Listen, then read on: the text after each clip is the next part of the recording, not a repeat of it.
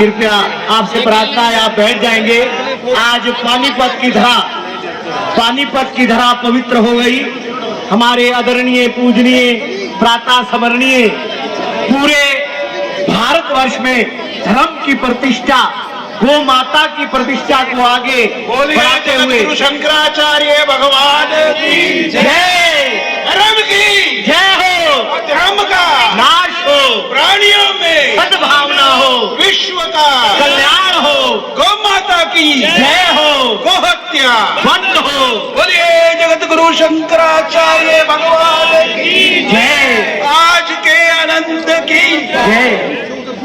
बहुत बहुत धन्यवाद। आपके चरणों में प्रार्थना है कि आप सभी बैठ जाएंगे। मीडिया के बंधुओं के चरणों में भी प्रार्थना है। एक व्यवस्था की दृष्टिकोण से आप सभी आपसे करबद्ध निवेदन है, कृपया जो मीडिया के बंधु हैं, जो आगे लोग खड़े हैं या जो लोग बहुत खड़े हैं, बहुत सारे, कृपया आप पीछे हो जाइए और एक 0088 सफेद कलर की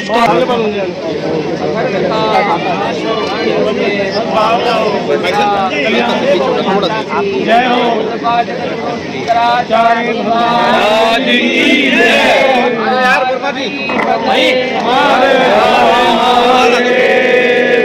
पादुका पूजन आपसे प्रार्थना है, आप बैठ जाएंगे। बहुत बहुत धन्यवाद। आप प्रातः 11 बजे से आप सदगुरुदेव भगवान का निरंतर प्रेस वाले केवल मीडिया के बंधु आगे खड़े रहेंगे, बाकी पीछे आप बैठ जाएंगे। हमारी माताओं बहनों से भी प्रार्थना है, हमारे भाइयों से भी प्रार्थना है, ताकि सबको सदगुरुदेव भगवान के दर्शन सुलभ रूप से हो सके। मैं प्रार्थना करता हूँ श्री कपिल जी मखीजा जी से, श्री राजेंद्र प्रसाद जी शर्मा जी से, पूज्य पंडित विजय जी उनसे कि आप महाराज जी का माल्यार्पण, बस अब पहले आप बैठ जाएंगे। केवल पत्रकार बंधु जो है वो बात कर ले महाराज जी से। आईडी ले भाई। आज के महाराज जी, आज पानीपत में पहली बार आगमन हुआ आपका? नहीं, हम पहले भी पानीपत आए हैं और यहाँ जो पीछे कॉलोनी के माइक आगे कर दो थोड़ा, दिल्ली को, वहाँ पे पहले कार्यक्रम हो चुका है। आवाज नहीं आएगी। जो कोहंड हमारे कौटिल्य का गाँव है, उनका जो विद्यालय है उसमें भी हम जा चुके हैं। पहली बार नहीं आए हैं, आते रहे।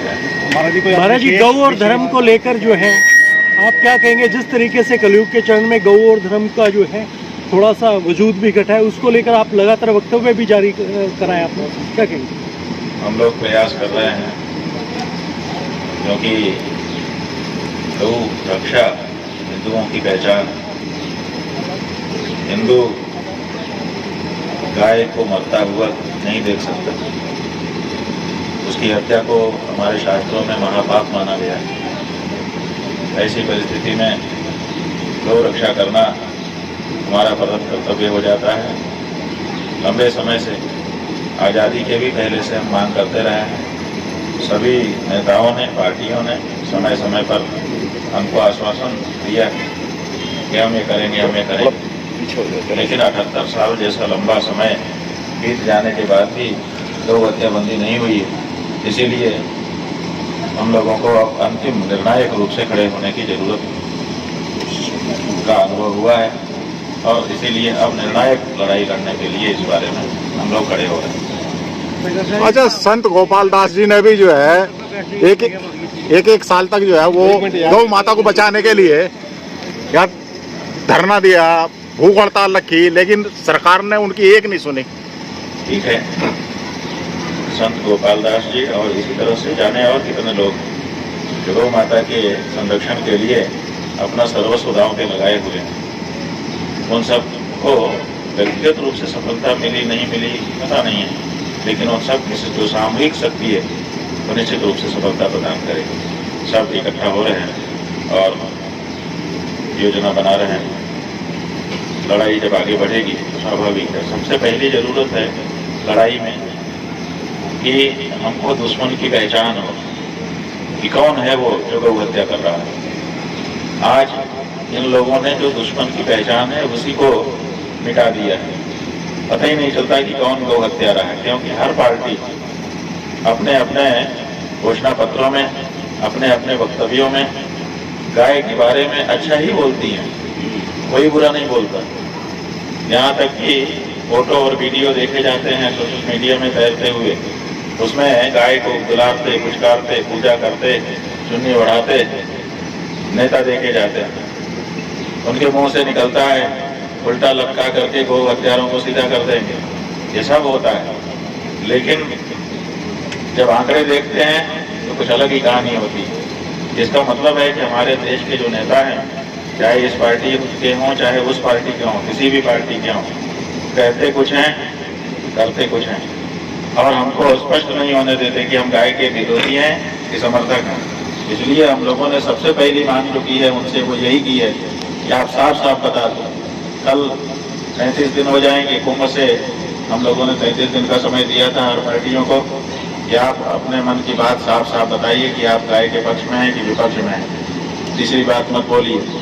तो वो 33वां दिन कल है, पूरा हो रहा है, हम दिल्ली जा रहे हैं। पहले हमने ये सोचा था कि रामलीला मैदान जो दिल्ली का है वहीं पर बैठ करके दिन भर प्रतीक्षा करेंगे आप सब हिंदू बंधुओं की ओर से, ताकि पार्टियां क्या कह रही हैं पता चले। लेकिन फिर पहले तो अनुमति दे दी गई थी जांच करके, बाद में फिर हमारी अनुमति को निरस्त कर दिया गया, क्योंकि पूरे देश से आईबी को इनपुट मिला कि लाखों लोग शंकराचार्य जी के साथ बैठने के लिए आ रहे हैं। हमने तो नहीं बुलाया था, लेकिन लोग स्वतः प्रेरित हो गए। हमने कहा भी हम आपकी तरफ से अकेले बैठे हैं, आप ही की तरफ से तो बैठे हैं, आपको क्यों आना है। लेकिन लोग प्रेरित हो गए कि हम चलेंगे। देखा कि बहुत बड़ा आंदोलन ये हो जाएगा, तो वहाँ का जो अनुमति पत्र था उसको निरस्त करके दूसरा एक पत्र दे दिया। खैर हमने उस पर ज़्यादा आगे बात नहीं बढ़ाई, आपने निरस्त कर दिया। उन्होंने कहा है कि लॉ एंड ऑर्डर बिगड़ने की संभावना के मद्देनजर हम आपकी अनुमति निरस्त करते हैं। दूसरे आंदोलन दिल्ली में हो रहे हैं कल की तारीख, उनसे लॉ एंड ऑर्डर नहीं बिगड़ेगा, केवल हमारे बैठने से बिगड़ रहा था। इससे हम ये अनुमान निकाल रहे हैं कि केंद्र की सरकार ने एक तरह से ये कह दिया कि हम गाय के बारे में जो पूछेगा उसका उत्तर देना तो दूर, हम तो गाय का प्रश्न पूछने वाले को बैठना ही नहीं देंगे कि वो पूछ सके। लेकिन इससे क्या होता है, हमको लोगों ने बताया कि अनुमति निरस्त हो गई है, अब क्या करें। हमने कहा कोई बात नहीं है, बैठने की अनुमति निरस्त हुई है, सड़क पे चलने की अनुमति तो लेने की जरूरत नहीं होती। हम सड़क पे कल सवेरे सूर्योदय से सूर्यास्त तक जैसा हमारा कार्यक्रम था हम चलाएंगे, और अच्छा ही हो गया। पहले तो हम एक जगह पे बैठते, अब तो हर पार्टी के दफ्तर के सामने पहुंचने का हमको मौका मिल गया। वहीं पर हम जाएंगे, जा करके वहीं पूछेंगे कि बोलो तुम्हारे मन में गाय के बारे में क्या है, साफ करो। और अगर साफ नहीं करते हो, नहीं बोलते हो, तो हम समझ लेंगे कि तुम ये चाहते हो कि जैसे 78 साल कुछ ना बोल करके हमने चला लिया, वैसे आगे भी चलाते रहना चाहते हो और गौ हत्या को जारी रखना चाहते हैं। तो ये कल साफ हो जाएगा सायंकाल 5 बजे कि पार्टियों के मन में क्या है। उसी आधार पर फिर उनके साथ व्यवहार हिंदू समाज सुनिश्चित करेगा। आप लोग को जब पता चल जाएगा कि किसके मन में क्या है, तो उसी आधार पर तो व्यवहार तय करेंगे आप। आज केंद्र के साथ साथ अन्य राज्यों में भी बीजेपी की सरकार है, इस तरीके बीजेपी की सरकार है कि कांग्रेस की सरकार है कि इनकी सरकार है, उनकी सरकार है, इससे हमें क्या लेना देना है। हमें तो जन भावना से लेना देना है। हिंदू जनता इस देश में आज भी बहुत संख्या में है, बहुमत में है, और हिंदू जनता, हर हिंदू, चाहे वो कोई हिंदू हो, हिंदुओं में हमारे कई आपसी भेद हैं, लेकिन उसमें भी हर हिंदू चाहता है कि गाय हत्या ना हो। उसके बाद भी बहुमत की आवाज को क्यों नहीं स्वीकार किया जा रहा है, हमारा ये कहना है। कौन सी किस पार्टी की सरकार है, इससे हमें क्या लेना देना है। किसी पार्टी ने तो अभी तक हम नहीं सुना। एक नारा है कि हिंदू राष्ट्र घोषित करो, भारत को हिंदू राष्ट्र घोषित करो। पहले जो लोग हिंदू राष्ट्र की बात कर रहे हैं उनको हिंदू होना पड़ेगा, और हिंदू अगर होंगे तो गौ हत्या बर्दाश्त नहीं कर पाएंगे। चुनाव बर्दाश्त कर ले रहे हैं, इसका मतलब अभी हिंदू होने में कच्चाई है। पहले हिंदू बने फिर हिंदू राष्ट्र बना ले। महाराज जी, चुनाव जीतने के लिए बटोगे तो कटोगे का नारा बड़ा मशहूर हुआ था, उस पर क्या कहें? भाई चुनाव जीतने के लिए बहुत सारे हथकंडे राजनीतिक दलों के द्वारा अपनाए जाते हैं, हम उसमें क्यों उलझ जाएं? हमको तो अपने जो हमारे मुद्दे हैं उनके बारे में बात करनी चाहिए। दुनिया भर के मुद्दे उछाल उछाल करके ही तो हमारा ध्यान उन्होंने भटका रखा है। हम अपनी मुद्दे जो हमारे असल मुद्दे हैं उस पर चर्चा ही नहीं हो पाती है। आप दूसरे मुद्दे खड़े कर देते हो, इसलिए उन मुद्दे की कोई बात नहीं है। आप गाय पे बताओ कि गाय के बारे में आपका क्या मंतव्य है। इस तरह से जब एकदम साफ पूछा जाएगा तब पता चलेगा कि उनके मन में क्या है और तब आपके मुद्दे सुलझेंगे।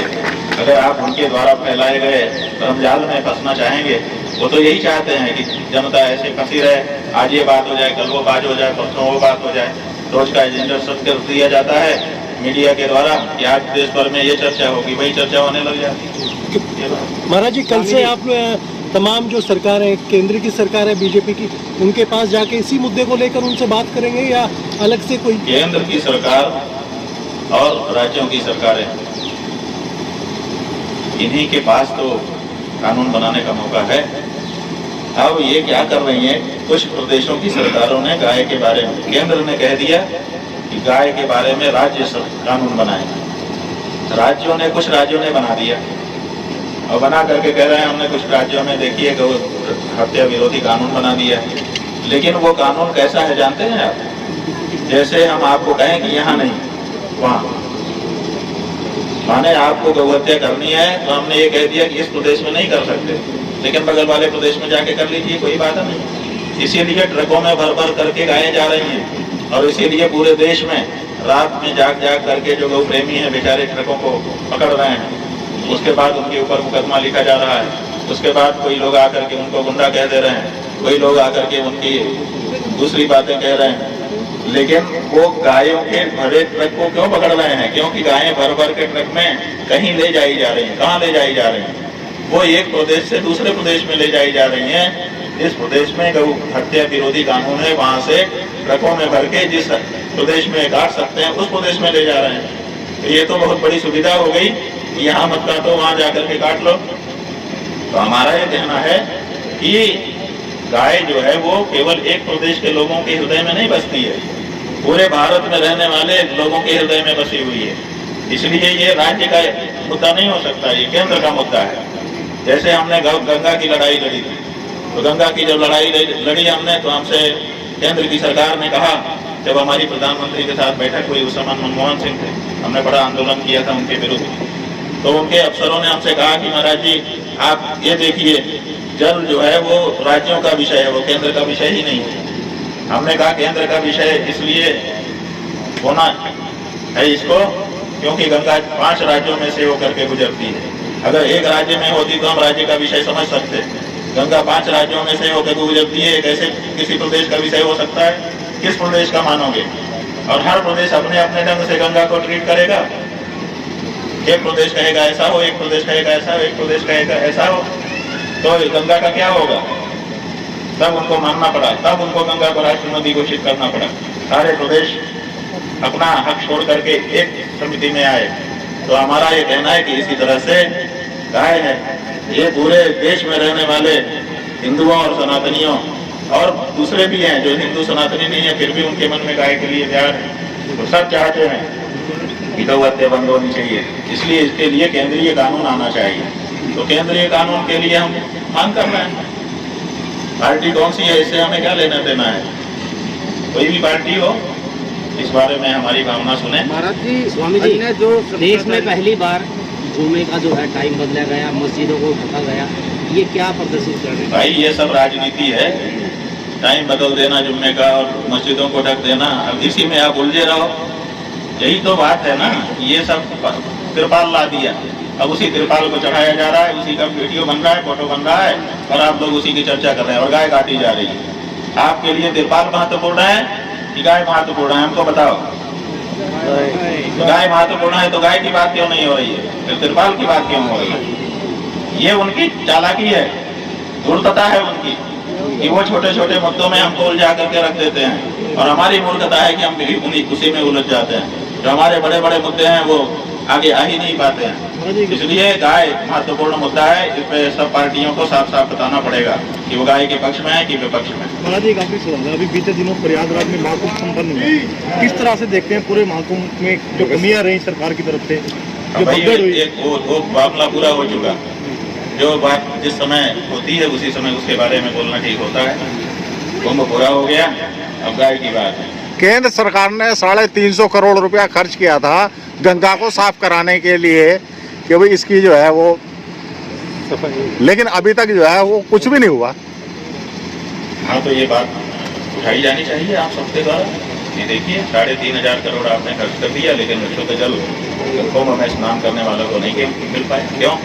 ये प्रश्न उठाया जाना चाहिए, आप लोग उठाइए। स्वामी जी, महाकुंभ को लेकर जो है योगी सरकार को कितने नंबर देंगे? बात यह है कि नंबर देने की कोई बात ही नहीं है। ये कुंभ जो है योगी जी का नहीं था, ये कुंभ सनातन धर्म का है। योगी जी को किस बात का नंबर बताओ? योगी जी ने कुंभ किया था?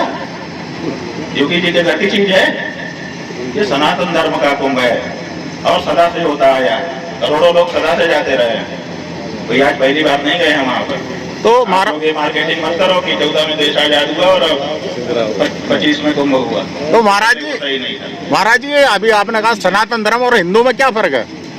सनातन धर्म और हिंदू में फर्क ये है, वैसे तो जो सनातन धर्म के पालन करने वाले हैं उन्हीं को हिंदू कहा जाता है, लेकिन आजकल एक राजनीतिक धर्म निकल पड़ा है हिंदुत्व।